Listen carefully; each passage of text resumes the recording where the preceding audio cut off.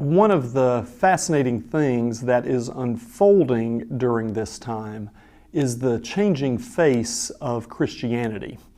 When I was growing up in upstate South Carolina, I don't know that I would have been able to articulate it this way, but I am quite sure that I thought of Christianity as a movement of predominantly white, Western, European, and American people who happened to look a whole lot like me. I experienced the church as a comfortable, somewhat self-enclosed group, the center of which was people with backgrounds similar to my own. We would send missionaries to countries in Africa and Asia and Central America, but the center of Christianity was understood to be Europe and North America. That is no longer the case. Many studies have commented and documented on the decline of predominantly white churches and denominations in Europe and in the U.S. I wrote a Doctor of Ministry project on this, comparing our kinds of churches to the Old Testament metaphor of the remnant. Meanwhile, the church is exploding with growth in Africa, in Asia, in Central and South America. The face of the church is changing. And it's not just changing in other countries and in the global South, it's happening right here in the United States.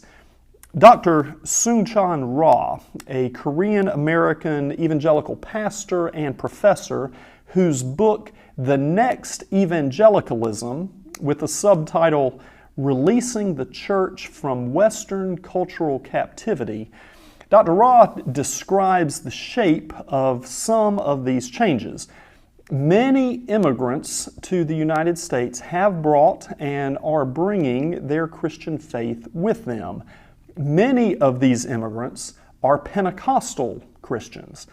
As many as 1 out of 10 people living in New York City are Pentecostal. 1 in 3 Catholics in the United States are now Hispanic.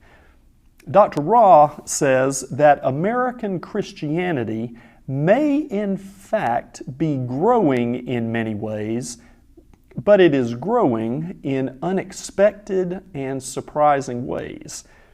And he says that what we are seeing is not so much the de-Christianization of American society, but the de-Europeanization of American Christianity.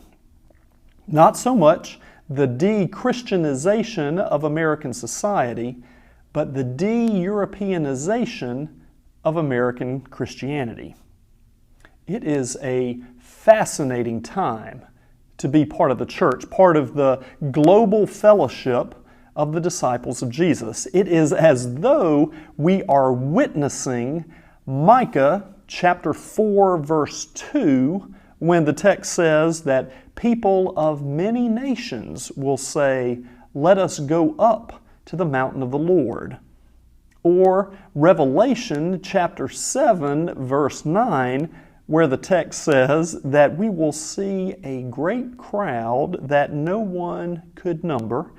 They were from every nation, every tribe, every people, and every language.